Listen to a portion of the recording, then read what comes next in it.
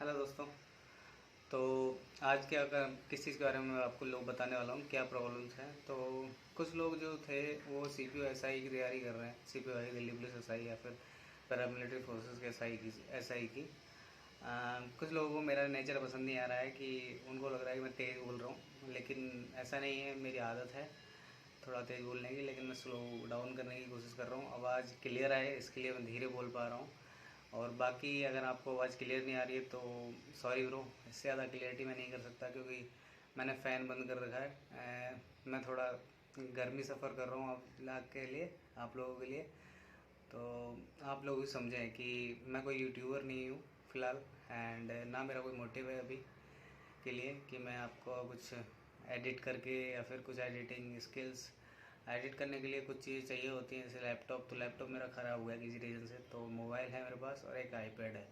तो आईपैड से मैं आपके जो पीपीटीज़ वगैरह है वो करके आप लोगों को दे देता हूँ। बाकी मोबाइल से और दोनों का कॉम्बिनेशन से जो बेस्ट निकल के आ रहा है वो आपके लिए कर रहा हूँ। तो हाँ, तो मैं बात कर रहा था सीपीयू ऐसे ही जो लोग हैं अपने एस्पायरेंट्स या फिर भाई लोग जो भी हैं, भाई बहन जो भी हैं, वो तैयारी कर रहे हैं, तो उनके लिए क्या ऐसा करें कि वो सोच रहे हैं कि सर 4 महीने में क्या आप बता दो। तो फर्स्ट ऑफ ऑल ये देखो कि आप मेरे हिसाब से फ़िलहाल अगर अब तैयारी कर रहे हो या फिर तैयारी फेज़ में हो ये मुझे नहीं पता। जो लोग तैयारी कर रहे हैं या फिर दोनों सिचुएशन में हैं, सबसे पहले मेरा मानना है, मेरी जो कंडीशन है, मैं कहता हूँ सबसे पहले मॉक दो। मॉक टेस्ट कहीं से ले सकते हो आप बुक से ला सकते हो प्रीवियस ईयर की, पर उसमें जेन्यून आपको मॉक देना है, टाइम लगा के, टाइम बाउंडेशन करके, जो भी जितना भी जानते हो उतना करके आपको टेस्ट देना है सबसे पहले। ये अगर ऑनलाइन देना चाहते हो तो टेक्स्ट बुक का ले लो, टेक्स्ट बुक को सारे प्रीवियस ईयर मिल जाएगा, सारे मॉक मिल जाएंगे। ठीक है, मैं टेक्स्ट बुक को काफ़ी अच्छी तरीके से रिकमेंड करता हूँ, जो नए लोग हैं और पुराने लोग हैं। ठीक है, तो सबसे पहले आपको मॉक देना है। मॉक देने के बाद आपको ये करना है कि आपको देखना है कि वीक एरिया क्या है आपका। ठीक है, क्या पता आपकी रीडिंग स्किल्स अच्छी हो तो आपको वो 75 नंबर का जो पार्ट्स है, क्लोज, पैसेज और PQRS, वो अच्छा हो रहा हो विद इन टाइम। और क्या पता आपकी ग्रामर वीक हो, तो पहले अपना वीक एरिया फाउंड करो, क्या वीक एरिया फाउंड है। तो फिर उसके अनुसार आप फिर अपना ट्रायल बढ़ाओ। जैसे ग्रामर आप पोर्शन आपका ख़राब है तो ग्रामर की चीज़ें पढ़ो, क्या रूल्स आप भूल रहे हो, क्या प्रैक्टिस में कमी आ रही है, क्या अप्लाइंग में आप जानते हो तो अप्लाइंग में कमी आ रही है तो प्रैक्टिस करो। तो अपना वीक एरिया ढूंढो पहले। बाकी रही बुक्स की बात, तो बुक्स आपको इंग्लिश का सबको पता है, एक बेसिक बुक लेनी है आपको। या तो अगर ज़्यादा आपकी इंग्लिश ठीक है तो SP बख्शी ले सकते हो आप इंग्लिश, क्योंकि SP बख्शी में पूरा मटेरियल इंग्लिश में है, तो आपको SP बख्शी ले सकते हो। SP बख्शी के अलावा मैं किसी को रिकमेंड नहीं करूँगा। वो बुक अगर आपने कर ली तो आपका बेड़ा पार है। उस बुक के अलावा ना तो मैं नीतू मैडम की सजेस्ट करता हूँ, नीतू मैडम की बुक मैं उन लोगों के लिए सजेस्ट करता हूँ जो हिंदी मीडियम से हैं। और ऐसा नहीं है ये 2 बुक हैं, बाकी आपका नियरेस्ट जो भी इंग्लिश का टीचर है जिसकी जो ग्रामर पढ़ा सकता है आपको, तो वहाँ से आपको ग्रामर कर लेनी है अच्छी। ठीक है, नो कोई फेमस टीचर आपको नहीं चाहिए, आपको सिर्फ ग्रामर के रूल्स याद होने चाहिए, क्या रूल्स हैं बेसिक। फिर उसके बाद आपको प्रीवियस ईयर की बुक उठानी है, MP publication Ajay Kumar sir की, या फिर इंग्लिश की कोई बुक ले लेना। मैं अजय कुमार सर कोई बात, क्योंकि MP पब्लिकेशन से ही जो कंपाइलेशन है वो आया बाद में, जैसे राकेश शर्मा सर का आ गया वो बात अलग है, लेकिन MP पब्लिकेशन से आपको प्रैक्टिस करनी है।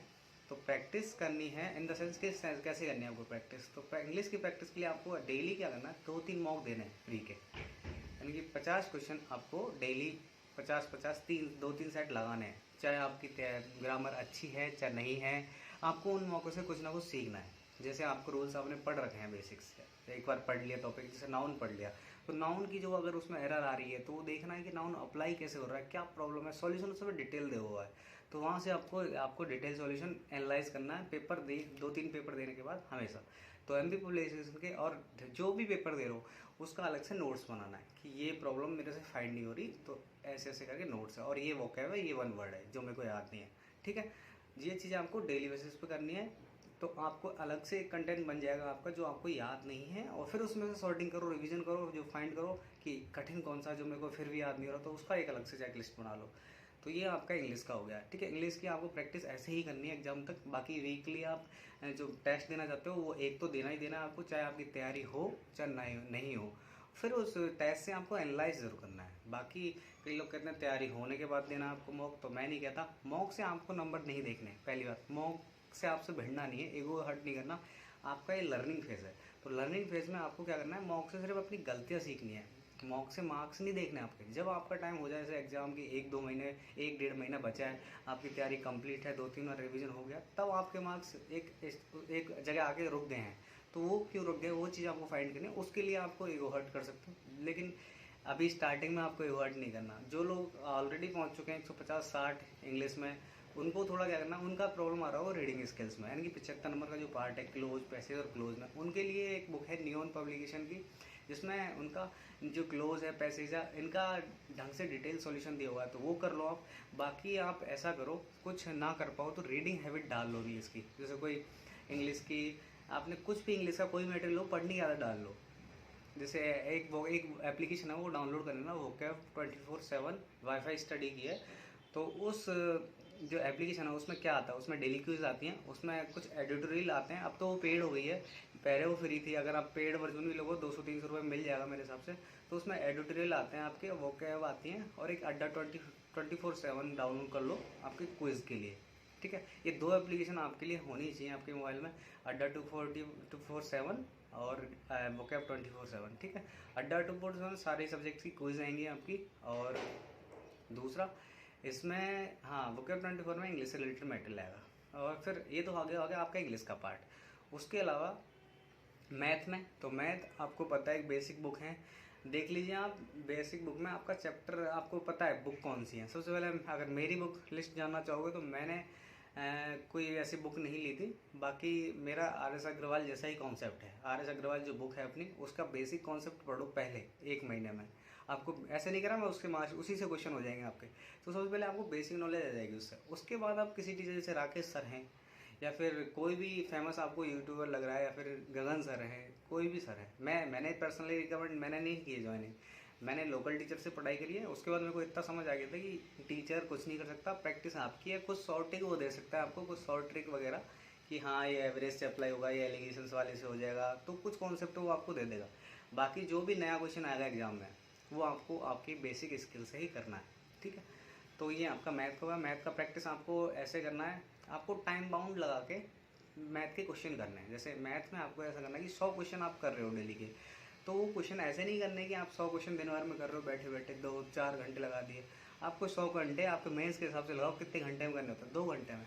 तो आपको करना है इजी क्वेश्चन हो, आप एक ही चैप्टर के क्वेश्चन करोगे तो आपको 1 घंटे में करना है। आपको डेली के 250 से 300 क्वेश्चन पर डे करने हैं।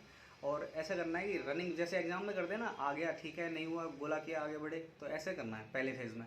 फिर जब आपका हो जाए, आंसर की चेक कर लिया आपने, आपको पता चला कि 100 में से 10 क्वेश्चन आप पे नहीं हुए, या फिर 15-20 क्वेश्चन जो भी नहीं हुए, उन क्वेश्चनों को मार्क करके उनको अलग से आपको सॉल्यूशन करना है कि यार क्यों नहीं हुए, आता तो था मेरे को, क्या टाइम लग रहा था उस टाइम इसलिए छोड़ दिया मैंने। आपको एक हैबिट बनानी है, एग्जाम जैसी हैबिट आप पूरे दिन बना के चलोगे, पूरे जब तक एग्जाम है, तो आपकी एक हैबिट हो जाएगी कि आपको ईगो हर्ट नहीं करना है। एक तो मैथ में आपने ईगो हर्ट किया, वहीं खत्म आपका खेल। ठीक है, CPO में मेरा प्री में 49 नंबर थे आउट ऑफ 50 2017 में। ठीक है, तो मैथ ठीक है। इंग्लिश मेरी वीक थी उस टाइम पे, लेकिन इंग्लिश में मेरे मेंस में ज़्यादा नहीं थे, मेरे 160-170 थे। कुछ एरिया मेरा वीक था, लेकिन अभी मेरा ठीक है वो, क्योंकि अभी मेरी इंग्लिश हैबिट्स बढ़ गई हैं। तो उस टाइम पे मेरा कम था, तो मेरा स्कोर ज़्यादा नहीं था, 295 करीब था। कुछ क्योंकि मेरा जीके का पोर्सन वीक था, जीके में पढ़ता नहीं था, इसलिए मेरा इतना था। बाकी मैथ्स में फुल आउट ऑफ फुल थे, 49 अटैम्प्ट किए तो 49 थे। ठीक है, ये बेसिकली थोड़ा कुछ लोग जानना चाह रहे होंगे इसलिए। बाकी जीके में क्या करना है, तो जीके में 3 चीज़ें आपको करनी है। करंट अफेयर्स करना है, लूसेंट आपको रटी होनी चाहिए, एंड एक वाईफाई स्टडी का चैनल है, उसको आप सब्सक्राइब कर लिए किसी भी सब्जेक्ट के लिए। तो उसकी जो करंट अफेयर्स की जो वीडियो और कैप्सूल्स हैं वो आपको देखने हैं। मैगजीन हो गया, ग्लूसेंट हो गया, और ये हो गया। और स्टैटिक पोर्शन आपको जितना हो सके उतना कर लेना। जैसे पॉलिटी हुआ, ज्योग्राफी हुआ, हिस्ट्री का मॉडर्न हिस्ट्री हुआ, साइंस जैसे आपको फिजिक्स अच्छी लगती है तो फिजिक्स, एंड बायो में से क्वेश्चन आने लगे हैं तो बायो का जैसे आई का आंखों से रिलेटेड है, ब्लड लाइन से रिलेटेड है, तो कुछ चैप्टर्स आपको सेलेक्ट करने हैं जहाँ से क्वेश्चन फाइंड आवर है।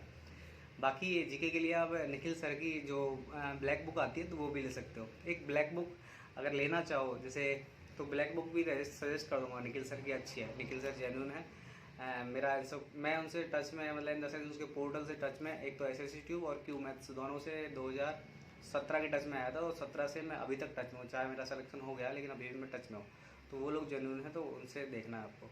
बाकी जीके का देख लिया आपने, इंग्लिश देख लिया, मैथ देख लिया, अब बचा क्या रीजनिंग। तो रीजनिंग को आजकल रीजनिंग को आजकल आपको अंडर एस्टिमेट नहीं करना है, तो ऐसा मत सोचना रीजनिंग आती है, क्योंकि रीजनिंग आजकल बहुत लो स्कोर दे रही है, जो उनको हल्के में ले रहे हैं।